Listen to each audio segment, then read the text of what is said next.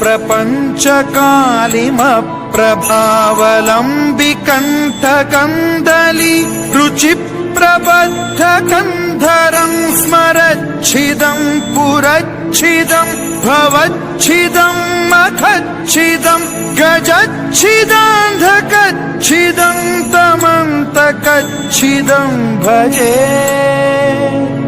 अखर्व सर्वमङ्गलाकलाकदम्बमञ्जरी रसप्रवाह माधुरी विजृम्भणा मधुव्रतं स्मरान्तकं पुरान्तकं भवान्तकं मखान्तकं गजान्तकान्धकान्तकं तमन्तकान्तकं भजे।